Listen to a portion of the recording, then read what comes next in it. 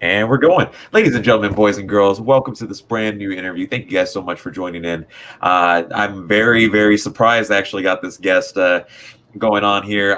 This is a very talented artist. I honestly think that, as an Instagram page and a YouTube channel, I really just showcase professional wrestling. I really don't specify on, certain things about professional wrestling, like the professional wrestling fan community and stuff like that. But this individual right here, he he really goes above and beyond with his art and his passion for art. And I'm very lucky to have this person on. So, ladies and gentlemen, Nolanium. I'm hoping I'm saying that right.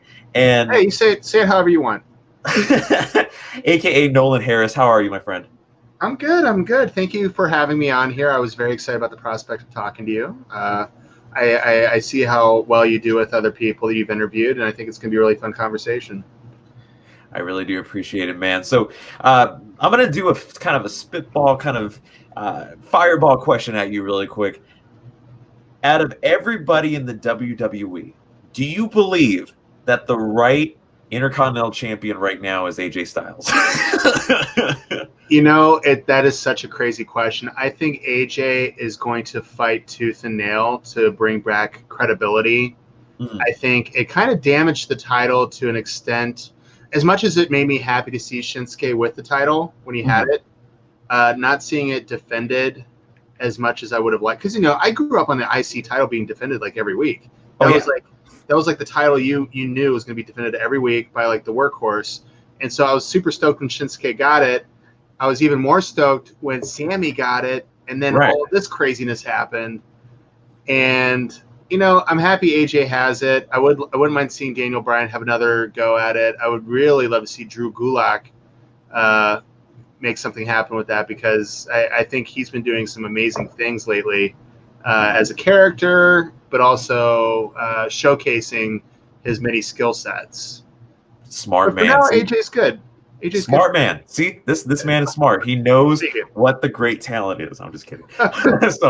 But nonetheless, let's get started with how you began. So what was the inspiration for you to become an artist and drawing? And even you do Instagram lives where you just sit down on a Zoom call or whatever the case may be, and you're just drawing the participants or whatever the case may be, just out of the fun of it. So where did that love for drawing come from? A lot of it came from, so I grew up on, Marvel Comics, DC Comics, and animation. Okay. Those three were like the perfect thing to they just combined and created this monster. I started out by drawing Spider-Man and Superman, Batman, all the standard favorites. And then as my fandom started to grow into different avenues, I started to get more into wrestling back around 1990. Mm-hmm. I didn't really draw a lot of wrestling art until maybe 7 years ago. That's when I really started to I started to realize, hey, you know what? I'm good enough to do this. I should probably at least put it out there. But until then, it was mostly comic book art, pop art, and caricature art. Those were the things that I really focused on. That's awesome. And then you also mentioned about your love for professional wrestling. It goes, I believe, since childhood. You know what I mean? Yeah. So, when you combine something like a passion for professional wrestling and then your passion for art, it's really interesting, especially in a generation where there's a lot more nowadays than there has been back then of artists combining their passions of something that's completely different and doing artwork for that. So can you kind of tell us how you kind of met that in the middle of being not only just a professional wrestling fan, but also, showcasing that passion for art? Yeah, I think a lot of it, social media has been a really amazing thing for the art world. Good and bad. There's good and bad to take from it, but I think ultimately artists from all over the world realize that there's something for everybody. Mm-hmm. And once that spark kind of ignites in your brain and your creative process, you're like, oh my God, there's a whole world of people that want to see me draw wrestlers. And I'll get comments day and night from people that are like, draw this person, draw that. And I'm like, oh man, I did that 2 weeks ago, just check my feed. But I think social media really kind of helped ignite that for me and really kind of gave me the confidence to keep going forward with it. it was kind of like a monster. I started out by drawing. I did a kind of like a caricature, cartoony drawing of Mick Foley. Mm-hmm. I don't know how many years ago, but I had so much fun working on it because I got to like look at all this photo reference that just stirred up all these memories that I had from like the Attitude Era. Mm-hmm. And then as I would like draw different wrestlers, like all these different like feelings would start to come out. Like I'd think about these matches or these moments that I really resonated with me. And it made me realize. Blooper. No, go ahead. So, anyways, it started out just being kind of like a fun thing, and then it became something that I became very passionate about. You know, I have many passions in my life, but it's been really fun to just explore that over the past seven years or so. That's awesome. I mean, especially exploring for that long. I mean, whenever I talk to someone else that's like, man, how do I find my passion, man? I'm only doing this. I'm in college, or not even that. It's like life has just hit me by. How do I keep going on with passions? And the best thing I tell them is that, dude, your passion should be something that you love to do. And it's, you know, not necessarily something that you're forced to do per se. Yeah. I mean, I get life happens. You know, you have to do stuff to survive in this world and all that. Yeah. And of course, in a world of negativity nowadays, you know, it's really hard to kind of find something that you love to do. So, you know, that's why I love stuff when I meet people like you. That's like, you know what? I'm going to draw this person's face on a superhero. Like that's one of the coolest things ever. It brings me so much joy because that's everyone's dream, right? Like you want to be, not everybody wants to be the Man of Steel, but you want to be Batman. You know, you want to be out there prowling the streets at night, you know, destroying crime fighters. So it's one of those things where it's like I have multiple passions, like I said before, and I'm very fortunate enough to have a day job in the art community as well, so I can still focus on drawing and doing my thing, and that's my primary source of income. But then once the business stuff is done, I'm on my couch, you know, browsing the WWE network or getting caught up on SmackDown or Raw, or even watching like NJPW, or you know, or watching Impact, or you know, AEW, and just finding things about that I can really kind of latch onto. That's awesome. I mean, especially like you mentioned before, not only just having one passion, but multiple passions to, you know, look forward to. And to me, you know, again, passions are motivators. They're the things that kind of help you, you know, set that mindset of like, you know what, I want to not just become the greatest artist on the Instagram community. I want to be the graphic designer for WWE or the graphic designer for Marvel, whatever the case may be. So it's great to have passions that are motivators. Yeah, well, and you'll find that if you pursue your passions and you really strive to get better and really work on your craft, opportunities will come up. Like Instagram has afforded me so many amazing opportunities that I have been chomping at the bit to have. Mm-hmm. I grew up with the mentality of if I want something, I'm going to have to fight for it, and I'm going to have to work my tail off to get it. And so I don't want to be a full-time designer for WWE, but I do want to create amazing memories for fans that hopefully, you know, they can see on a shirt, or they can see on a jacket, or they can see on some product. Mm-hmm. You know, I'm very happy with my current situation. I own my own business. I have employees, and I treasure that. But if I can enrich the wrestling experience for fans, mm-hmm. that is huge for me. And a lot of the illustrations I do, a lot of it is kind of fan service. I'm trying to find ways to latch onto those people and give them something to like really be into. You know what I mean? Oh, and yeah. That's fulfilling. It feels great. Oh yeah, especially not my profile picture at all. Oh yeah, that. I need to add a mustache to it now. I need to add a little facial hair to it. Oh, this is nothing. Trust me, this is absolutely nothing. But like you mentioned before, you know, talking about now about your business and stuff like that. You know, your business was on the news, even at your local news. So how does it feel to run a business full of people that are just so into what so into their craft, like they want to just put everything 110% into their, you know, into what they're doing? Like, how does that even feel to have kind of a vibe like that? It's great. It's one of those things you have to kind of cultivate. You have to like really build that passion. It's not every day you get someone that comes into the fold that is like 100% into what you're doing. Mm-hmm. So you have to kind of create an environment where your artists or your employees can they're not all going to be excited about the same things I'm excited about. So how can I get to know them better and kind of bring out their inner passions? Mm-hmm. So I run a caricature business, and a lot of what excites my artists is the exaggeration aspect, where they can like make someone's nose bigger, or they can get creative with how they draw their face. But the bodies, that's something that gets them very stoked. Right. For example, I have one artist who no longer works for me, but he worked for me for about 8 years. Loved drawing Batman, loved drawing Ninja Turtles. So everyone that came to the caricature booth, he would say, "Oh yeah, I can draw you whatever you want. You want to be Batman, Ninja Turtle?" And then they'd say, "Actually, I'm studying to be a lawyer. How about Batman as a lawyer? Yeah, let's do that. Let's rock and roll." And he would just draw Batman and Ninja Turtles all the time. So you have to like lock into people's individual passions and just try and push them. And, the bottom line is they got to make money, but they also have to have fun. It's all hand in hand. If everyone's miserable at their job, it's just not going to be a fun day at work, for anybody. Oh yeah, that's definitely a mentality that you should have just in general, just about just everyday life. And what I find funny is that I should hook up with that guy so I could finally get maybe a sock monkey Batman character. But he would do it, man. He'd make it look amazing too.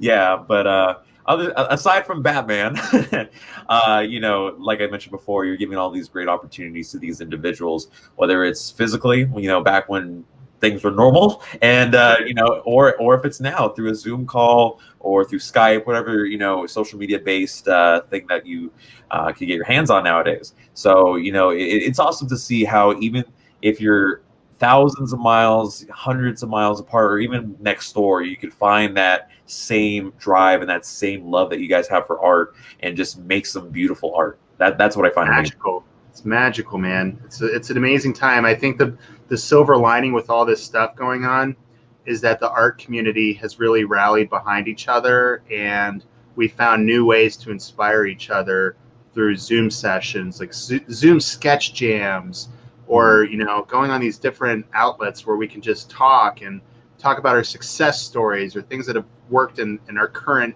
climate, and it's been a really cool thing. A lot of artists right now are really leveling up. Like they are, they have all the time in the world. Right. They're drawing most of the day now, and I think that's so cool. Like even I'm trying to step it up, and it's very motivational to see that in other people. Even in the wrestling art community, it's so cool seeing what everyone else is doing. It's mind-blowing. Oh yeah, I mean, of course, like you mentioned, I mean, we do all have the time in the world now.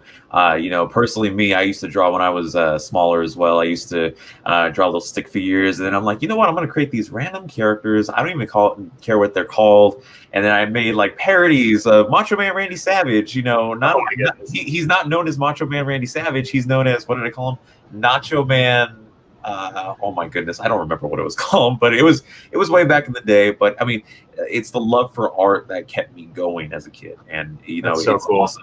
Yeah, and it's awesome to see people like you and all other people in the art community, especially in the art wrestling community, that are making that childhood dream and childhood hobby a dream job. You know what I mean? So I appreciate you even doing that. Hey, I love every minute of it, so it's great for me too. And everyone's been really cool. I know I'm not the only one, but it's you go on Twitter, you see negativity all the time, you see all the craziness on Twitter, but I always try to maintain a level of positivity with my posts. It's not me being, it's not me trying to like discard what's going on in the world or anything like that, but it's like, this is my place in social media right now. If I want to talk about all the craziness going on, I'll do that with my inner circle. I'll do that with my closest friends. I'm not going to go talk to strangers about it.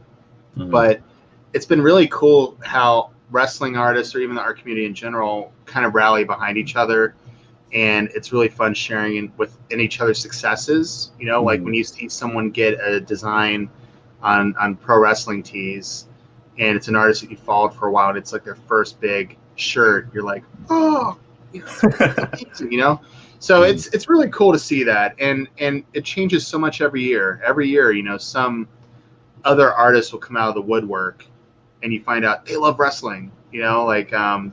I don't know if you've heard of Jonathan Bartlett. No. Jonathan Bartlett just did a line of. He just did a WrestleMania 35 poster for WWE. Okay. It was like a limited run, and then he did like WrestleMania's greatest matches. Okay. And he's this amazing painter out of New York, and he got his start with Pro Wrestling Tees doing posters for All In, and then he did a few more designs and a few more posters for AEW. But that guy is super good, like next level good.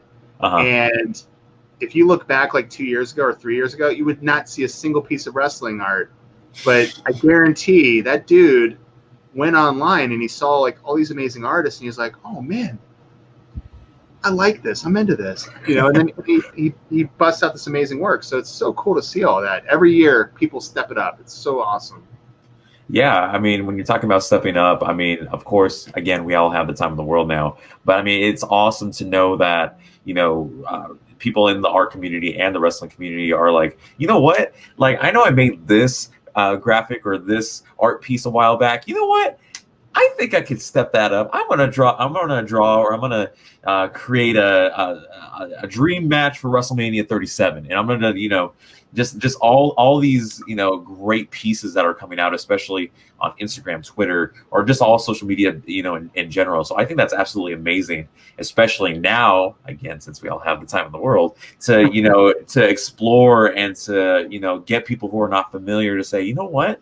Like, I saw that wrestler that I follow that art, guy. And it's like, now I'm going to follow him. And then, he's doing commissions for only $60 for like an entire thing and make me look beautiful. Like, dude, let's go. Make you look beautiful. Come on. You brought the beauty. I just put it on a drawing. That's such a cool idea. You just kind of like ignited something in my brain, like dream matches. WrestleMania 37 is going to be next year in April. Hopefully. What's your dream match? Like, what do you want to see go down? So there was a rumor going around saying that The Rock was supposed to return for WrestleMania 37. He was supposed to go one-on-one with Roman Reigns. Now, a lot of people would not consider that a dream match because of, it's Roman Reigns and he's the most over guy in the company. And you have The Rock, who was the most over guy in the company for 10 plus years. So, I personally would love that because you're seeing two generations going at it. In a sense, it's like, I hate to say it, Hogan and Rock at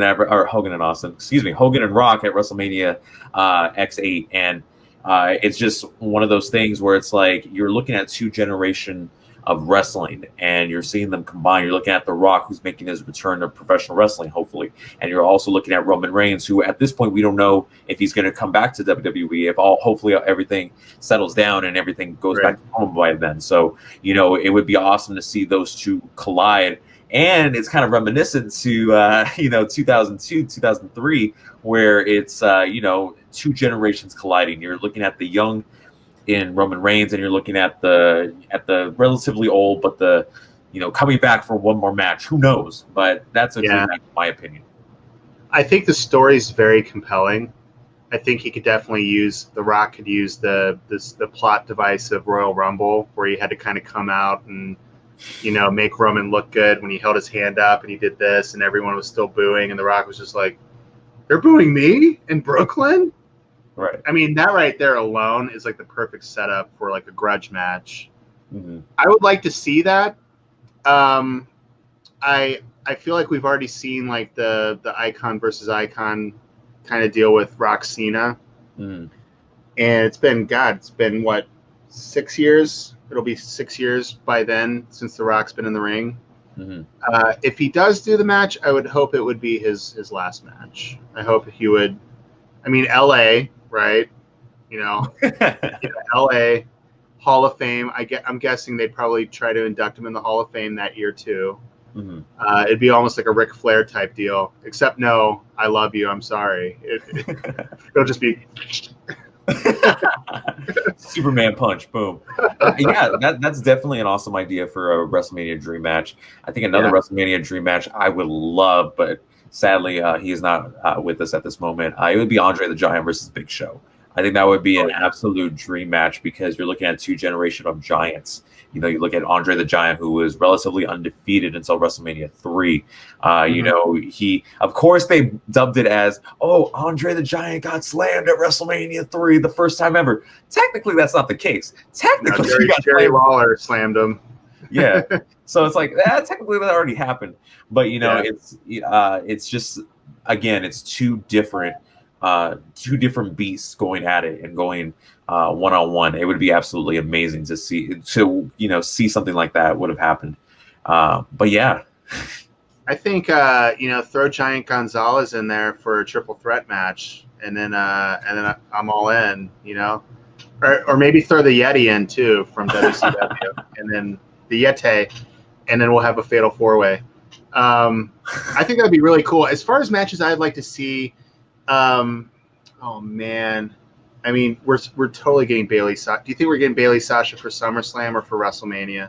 You know what? At the current situation, we all thought that it was going to be Sasha versus Bayley a long time ago. Yeah. I think that, I think when they went after the women's tag team titles, I think originally, in my mind, I don't know if this was you as well, I would have thought they lost the titles. Maybe Bayley would have cost them the titles. Sasha would get upset, turn babyface, and go after Basha. Why was I going to say Basha? Bayley for the SmackDown Women's title. That's what my views are. I mean, of course, there were many instances before that could have seen that match take place. But again, WWE likes to mess with our brains and say, you know what? They thought they were feuding, but in the end, they were just best friends, right? That's what I like about it. That's what I love about what they're doing with them. It's they can drag it out forever. And when it happens, when that switch flips, it's going to be such a cool moment. And that's why I'm just so stir crazy to see fans and large audiences again, because I really miss those pops. We had a lot of good moments at WrestleMania without a crowd, but honestly, think about the pop Drew would have gotten when he pinned Brock. That would have been almost deafening, and instead you got the silent arena, and it was still a great moment. I'm not taking anything away from it, but I do hope that when they do have Bayley Sasha go down, that at least when one or the other turns, they have a crowd that can really react to it, because we all want to see that match, especially if they can pull off what they did at Takeover. Oh my God, that's gonna be so awesome. Definitely. I mean, I think even too, if they could just even replicate what they did at Takeover, I believe it was Respect. That was one of the most, in my opinion, that was even I could even put it in my top 5 or my top 10 of greatest women's matches in WWE history. But again, I hope that happens. But who knows? But you did mention about WrestleMania being without a crowd this year. What have your thoughts been about okay, now we transitioned, or actually take that back. How did you feel about with no crowds in the in the beginning with WWE, and then vaguely little by little it was like superstars in the crowd, but they're mainly WWE PC talent. I think it was really, really hard to kind of get into it at first, and I think a lot of people are kind of on the same page. It was definitely hard to invest in what was going on when you're in just in a soundstage, essentially. The cinematic stuff was pretty cool. I really enjoyed Kevin and Seth. I thought that was a really fun match because they had the luxury of being able to emote and to speak. And I think a lot of these wrestlers now, and I'm not trying to play I'm not trying to speculate or tell wrestlers what they need to be doing, but I think this is their opportunity to really highlight their character and really highlight who they are on TV, because now they can speak, now they can interact more, and people can hear it. And that's what I like about Kevin and Seth, and that's what I'm enjoying about Bayley right now, is she is incredibly annoying, but it's on purpose. That's the intent. That's what she's trying to do. But if she was in a crowd with 18,000 people, she wouldn't be able to pull that stuff off. You wouldn't be able to hear that. So Right. that's one benefit. Now, the second part of your question, the crowds have definitely changed the environment for the better. Mm-hmm. I'm going to be honest. I actually liked the piped-in crowd for the greatest wrestling match ever. Actually, I enjoyed it because, like, 10 minutes in, 15 minutes in, I kind of forgot. You know, Mm-hmm. I felt more of the emotion. I felt more of the story they're trying to tell. It was still weird. I'm not going to take anything away from that, but they were trying to do something. They had a concept, and they were really trying to push it. And I think it was still successful in that respect. But yeah, those are my thoughts. And it's just going to keep evolving, right? Every month, you'll see more people, and hopefully, eventually they can get into like a 1,000 seater. We'll see how that happens. Definitely. I mean, again, this is my personal opinion because I grew up on, the same career path that I've wanted since I've, at the age of 10 and 11. There's this one famous sports broadcaster that said, his name is Vince Scully. He retired 2016. He said it was the roar of the crowd that really got you hooked into particularly a baseball game, but it's just basically that could be relatable to not only baseball, but basketball, football, professional wrestling even. I mean, you even, like, to me, not the greatest match ever, of course, with Edge and Orton, but to me, the greatest match in WWE history has to be Shawn Michaels versus Undertaker at WrestleMania 25. That is, there's no, I mean, of course, if you want to put an NXT in there, I say Johnny Gargano versus Andrade at TakeOver Philadelphia, because that match, that was awesome. Yeah, I mean, I would even put, and people are going to disagree with me on this, I would even put Batista versus Undertaker at WrestleMania 23. And that, to me, is probably the most underrated and the most, forgettable match from the streak, as it was. That was the match that made me want to watch 23. And I actually, back in the day, you couldn't just like stream a pay-per-view, and if you want to get a pay-per-view in your own house, you're going to have to like shell out the big bucks, right? Mm-hmm. So I think when WrestleMania 23 came around, I definitely couldn't afford to have it in my own house. So I kept trying to find like, places that were streaming it, like bars or like Buffalo Wild Wings or whatever. Mm-hmm. And I was striking out every time, and I just wanted to see Batista Undertaker. And it's like, I know that you had Cena, Shawn Michaels. I know you had an amazing ladder Money in the Bank match, but that was the match that I really selfishly, I just wanted to see that one. But yeah, Shawn and Taker at 25. Everything, the stars were aligned, and Jim Ross was just on fire. Yes, just visceral emotion, like, and that sold that match just as much as anything those two guys did in the ring. Mm-hmm. There was do you listen to podcasts very much? Yeah, of course. Yeah. Now, maybe you've listened to it. If you haven't, you can, if you have listened to it, correct me. But there was one podcast that came out just a couple weeks ago where they interviewed the referee that was reffing the Undertaker Shawn Michaels match. Charles Robinson? Was it? It wasn't Charles Robinson. That wasn't the referee. It's a ref that doesn't work for them any longer, and he was actually let go from WWE maybe a year or two later. Oh, okay.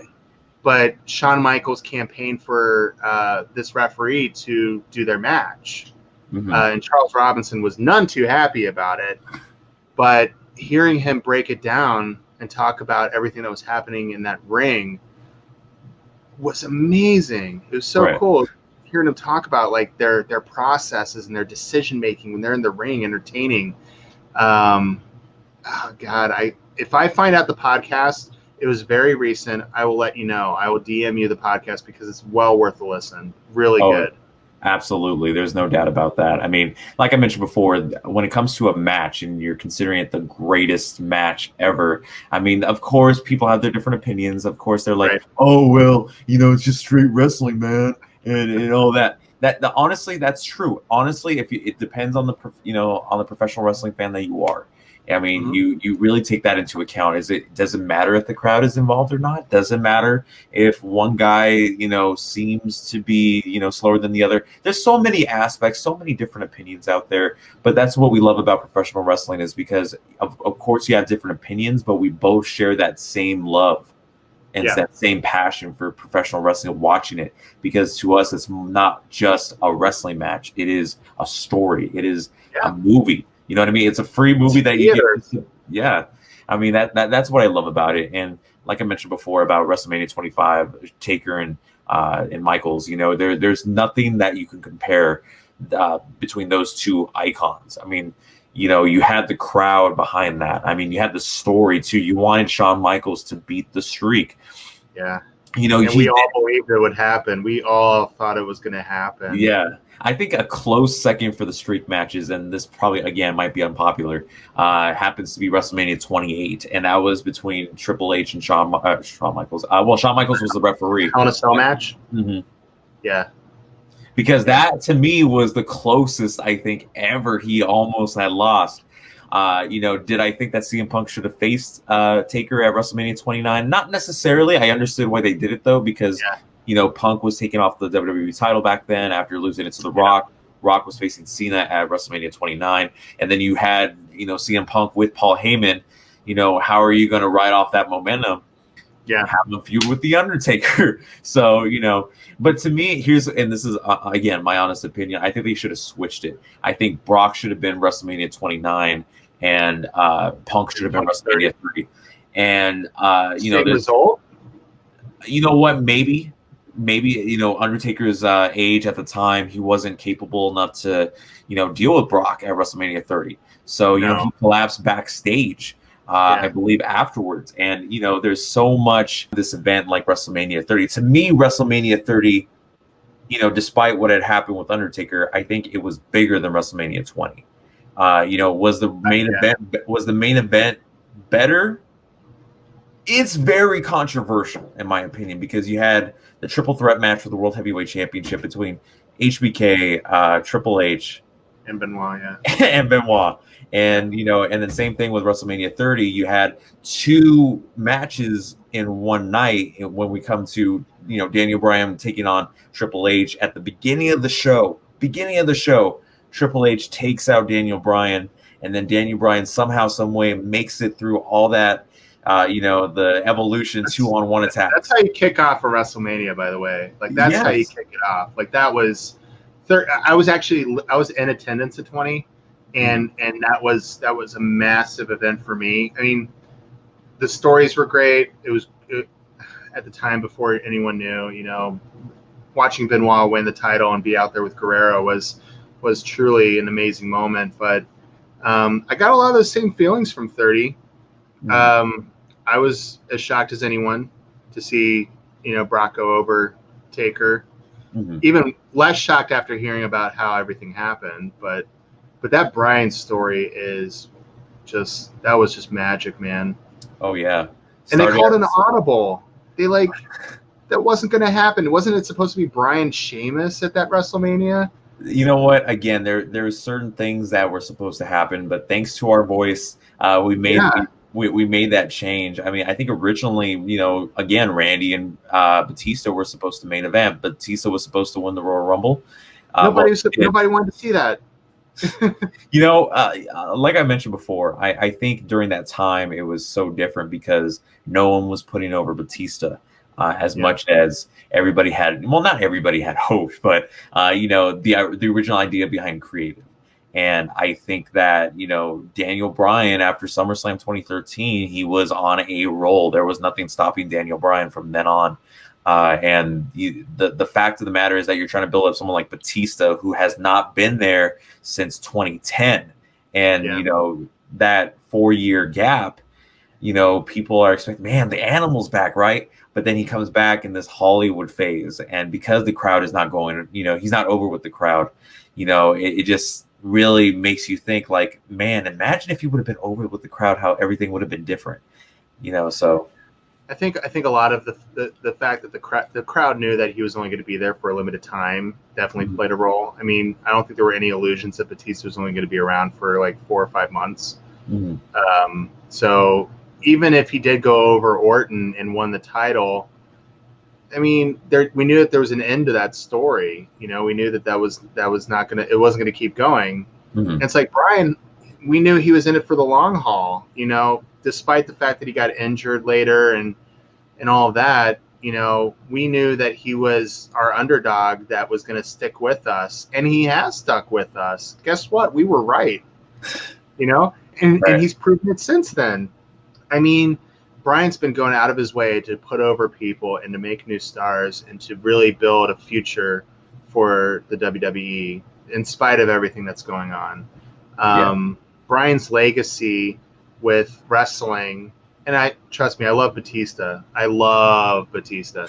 But Brian's legacy in the world of wrestling, when everything is said and done and whenever he hangs up the boots, is going to be equal to that of Ric Flair. Oh yeah. He's not going to have the championships behind him, but he's going to have like this canvas, you know, of amazing matches and amazing opponents and amazing moments. WrestleMania 30, WrestleMania 35. I mean, those two alone are two of the greatest WrestleMania moments of all time. Right. And like that's solely because of who he is. Right. Because he's endearing, because he's an amazing wrestler, because people get behind him, and he knows how to play the crowd like a fiddle. He's just like, ooh, Daniel Bryan, man. I know. All you just do is yes, and then all of a sudden you go over. It's like, what? Just like Stone Cold Steve Austin did with that one. Anyways, so yeah, there you go. yeah, so you know, we're winding down to the little endings of this great interview, this great conversation, I would even say, of professional wrestling. So I'm gonna give you two good but last questions for this, because I know you're a busy man. You're working those commissions. You know how it is. So mommy. All right. So the first of the last two questions is, what would you say to those artists that want to, showcase their stuff on Instagram or social media platforms that are maybe too scared to, or they're just like, you know what, that's a lot of work. I don't want to just put something out there and only get 2 likes, or Right. I don't want to show this wrestler a thing just to get over with him and have, oh, well, look at this guy. You know what I mean? So what would you say is your advice to those people that want to put their stuff out there? The first piece of advice I would have is don't do wrestling art just to get over. Like, don't do it as a device. You're either in the club or you're not. Okay, you're either a wrestling fan or you're not. So don't draw Hulk Hogan, Ultimate Warrior, all these people if you're just trying to, like, I don't know, make a name for yourself. You know, good for you. Anyways.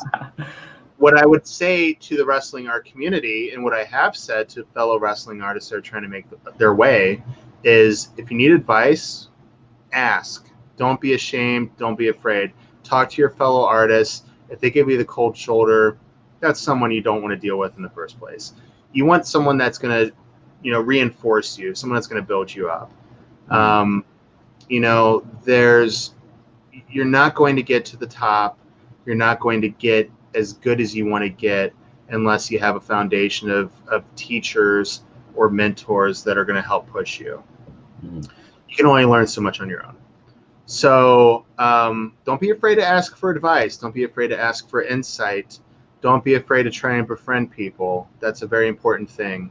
And don't be afraid to send that wrestler your art, because trust me, as someone that knows a lot of these guys, they are super excited to see it. They are elated when someone does an amazing work of art in tribute to them, because they do not see themselves, even though they're dubbed superstars, they don't see themselves in that light. They see themselves as fans just like us. They're just fans that worked really hard to get where they need to be, and they're making a good living doing it. But that they truly love and appreciate the artwork that we create for them. Trust me. That's awesome. And then finally, this is the great one that I've been saving all interview long. The great one, yes. The Rock has entered this interview. No, I'm just kidding.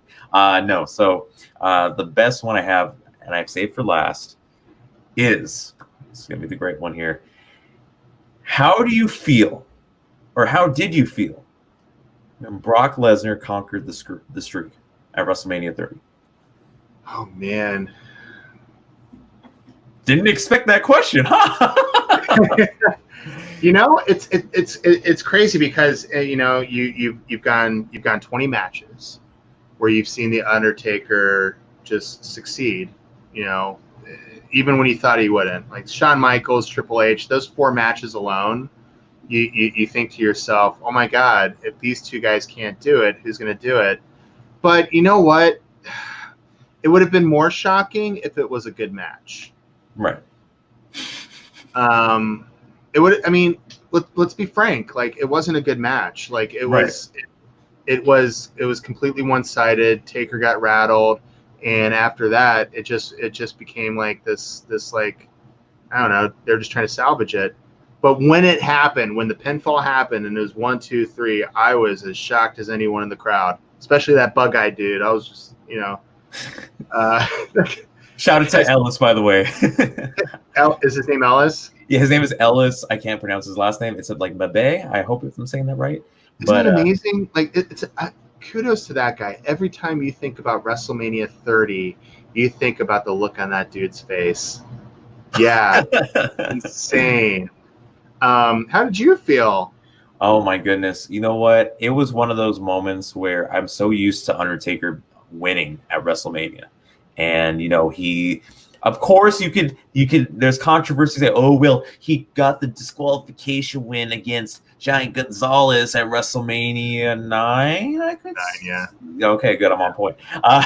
And you know, it's like, oh well, he got a disqualification. Oh well, he was supposed to be in a tag team match at WrestleMania 19, but then apparently his green partner Nathan Jones comes by and saves the day. But you know what? Honestly. Of course, I think it was the worst way to put the Undertaker's streak to rest. I think that maybe Punk would have been the one, because he could have done heel tactics to get that. Because at first, when he grabbed the urn, I'm like, hey, like, it's over. He hits him in the head with urn, 1, 2, 3. Oh my God, streak's over. That would have been better than, okay, let's do 2 F5s. 1, 2. What? It's like he didn't put offense in the match. Like, what? And of course, there was some complications even before the match. So you know, I wasn't going into that match thinking he would defeat the streak. I was going into that match saying, will he actually survive the match? You know, it's so funny. I mean, it's not funny. It's interesting when you mention it, because I think so many fans, because of the build up to the match, there wasn't really much of a build up, and because Brock and Taker had a history, I think a lot of people just kind of like swept it under the rug, which kind of made that loss more impactful. But, you know, you make a lot of really good points. I think if Punk was the one to conquer the streak, who's to say Punk might still be with the organization, like, to this day? You know, I mean, I mean, obviously he'd be like a part-time player, you know, but he's earned that. But, I mean, they could have done everything they've done with Brock since then, even if he didn't beat Taker, because Brock's legitimate. Like, he's a legitimate monster. Like, he's got the NCAA championship. He's a former UFC champion. Like, he doesn't need to beat Undertaker to be viewed as a legitimate champion in the WWE. Right. You know? So I don't think anyone really gained anything from that loss, despite how much they say Lesnar did gain stuff from that. I don't think that makes a difference. But Punk, it would have done wonders for him. Wonders. Same thing with Randy Orton at WrestleMania 21. I mean, I think, and this is again, I think if he would have conquered the streak at WrestleMania 21, oh my God, the Legend Killer would have still been going on today. If I don't think the Viper would have been even. What are you talking about? He just took out Christian. What are you talking about? He's still the Legend Killer. Come on. Oh my goodness. I think Orton's a lot. I think Orton's kind of in the same vein as Daniel Bryan, for different reasons, of course. I think Orton's going to be as appreciated as Daniel Bryan many years down the line. I mean, just look at the guy, man. Does he age? No, not at all. Same thing. Same thing with a lot of these guys. I mean, obviously, you see people like Kane still going at it at this day and age. You see people like Oh my goodness. You see people like AJ Styles, who's in his mid 40s, and he's absolutely killing it. You know, he was in New Japan and started all the way back. He did WWF Jacked back in the day. And, you know, and see, I know my research, and, you know, it's just awesome. And it's, you know, I grew up on this stuff. So it's awesome to see people like that still going strong, and some even Big Show, who, you know, despite this day and age, is still considered WWE's resident giant. And you know, you even during a time 2003, I'll mention this really quick before we end this, 2003 SmackDown, where it was literally a land of giants. You had people like Nathan Jones, who again was green, Matt Morgan, you had A-Train, you had Luther Reigns, Brock Lesnar, the list goes on. You had Mordecai, who now is not even a thought of anymore. Thanks, Kevin Thorne. But, you know, but what my point is that, you know, you had such great opportunities for these monstrosities. Do I wish some of them were still in WWE today? Absolutely. I think if Matt Morgan was still in WWE today, there's no doubt in my mind he would have been a multi-time world champion at this point. You know what I mean? Yeah, it's very possible. Yeah. So, I'm sorry. Oh, no. Go ahead. I'm not going to interrupt. Go ahead. You know, I think WWE, it's good and bad that it's been a revolving door as of late, just because of, you know, there's such a large amount of talent out there. Mm-hmm. It wouldn't be a bad thing to see more big guys. I actually enjoyed the Lashley McIntyre match. You know, it was quick, it was impactful, it was fun. Mm-hmm. That's one thing I like about McIntyre. He's considered a big man. I mean, you saw him next to Lesnar. Like, Lesnar did not look like a monster next to McIntyre. Not exactly. So yeah, but Matt Morgan, he was definitely, you know, he just didn't have a shot. He did some good things in TNA, but I mean, he's a mayor now, right? As far as I know, the guy's a mayor. God, I think he's doing all right. Yeah. I mean, that's what they're doing currently with AEW right now, is that they're kind of revolving around these big guys. I mean, you look at Brian Cage, for example, who's the number one contender for the AEW title. You're looking at Luke Harper, a.k.a. Brody Lee, who's the leader of the Dark Order. You know, and then you look at these. Again, I know people don't watch Dark. I get that. People don't watch Dark because it's always putting over the, you know, the current talent that can't make it on television. You can't. There's excuses. I get that. But you look at these people that are on stuff like Dark, which, in my opinion, is the modern day Sunday Night Heat, Velocity. And, you know, those shows were not necessarily known for putting the stars over. It was more of looking at the upcoming talent that we know that will become big in the future. I mean, Daniel Bryan and John Cena fought on Velocity, for goodness sakes. Like you know, yes, it was on the Daniel Bryan storyline in 2K18 or 19, if I want to say. I think it was 19. Wow, I had no clue. So, but you look at guys like I mentioned before about Brian Cage. You look at Wardlow, who is absolutely a beast. Yeah. I mean, you know, and there's certain stuff like, again, no one cares about the Dark Order. Number 10, a.k.a. he was formerly known as Preston Vance. The dude is absolutely a beast. He's 6'2", 280 pounds. Like, the dude is he was a former collegiate football player, and then stuff didn't work out with the football, and then boom, he's in AEW. So, you know, there's stuff that I appreciate. Of course, it does seem like a repetition from the past, but you appreciate that stuff now because you see up and coming young guys that, you know, of course, we're now in a generation we're all in about the cruiserweights and about, you know, these guys that are 200 pounds, you know, less than 280 pounds per se. Mm-hmm.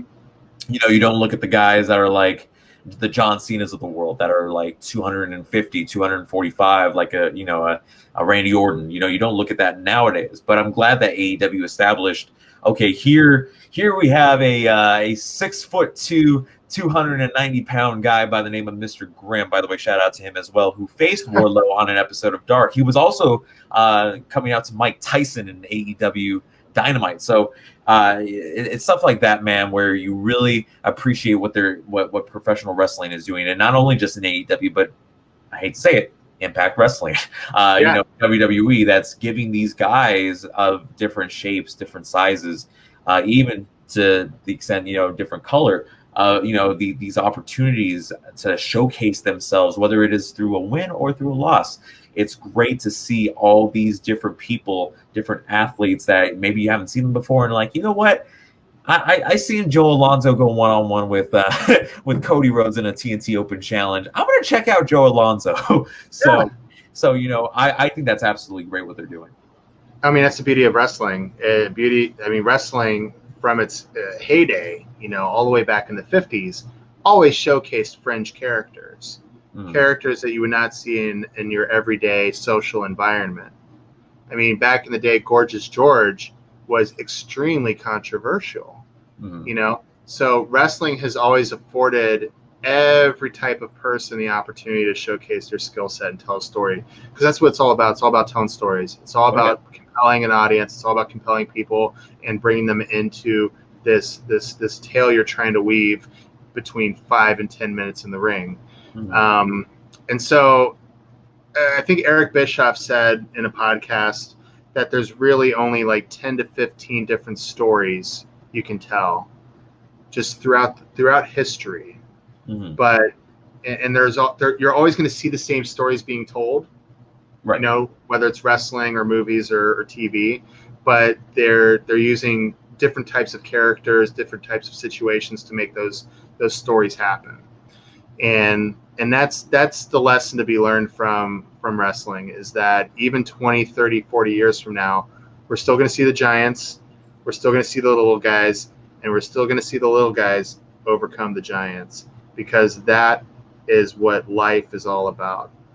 That giant's not just a big person. That giant is that obstacle in your life that you want to defeat. And who can't relate to that? Oh, yeah, definitely. Well, Nolan, this was an awesome conversation with you. Thank you so much for being on here. For those who don't know or who have said, you know what, Mike, I like this guy that talks about wrestling and he's an artist. Make sure you guys go follow him. Links are going to be in the description for his Twitter and Instagram. And any final word, any little thing that you want to plug in there, or anything that's coming up that you want to put out there to the wrestling world? Yeah. So right now, keep your eyes peeled for some really awesome Chalkline apparel. Ooh. I've got a couple jackets that are going to be hitting the website between now and SummerSlam, and then some more on the way after that are going to be super cool. So keep your eyes peeled for that. Chalkline apparel. That's something that's going down pretty soon. Other than that, follow me on Instagram, Twitter. I'm always posting new art. I'm always posting all kinds of amazing stuff. If you have a wrestler, or if you have a wrestling moment, which is what I'm really focusing on right now, let me know what wrestling moment you'd like to see, because I'm having so much fun bringing those to life and amplifying them. That's the really cool part. I'm taking these moments and I'm making them almost like you're watching a Marvel movie. Like it's something you just pops and just obliterates your eyes. So the last one I did was Austin Hart at WrestleMania 13. I've had a lot of good recommendations for the next one. I'm not going to say what they are, but when you see it, you're going to see it on my Instagram and Twitter. So check them out. Nolanium, Instagram, Nolanium on Twitter. That better involve Johnny Gargano winning the NXT title. I'm just kidding. I'm just kidding. I'm kidding. You've got enough Garganos. I appreciate it, man. Well, thank you so much. And thank you guys so much for tuning in. Make sure you guys know what the deal is. Like, comment, subscribe. I hate doing this, but you know how it is. Follow yours truly over here, Nolan. You know where to find him. Link is in the description. Of course, if you follow me on Instagram, you know that I follow him. And of course, the Instagram profile picture was all made because of him. So it seems that I'm putting this guy over. I love to put people over, so that's just my job. So thanks for giving me the rub. Appreciate it. Yeah, of course. And until next time, I'll see you guys again soon and broadcast.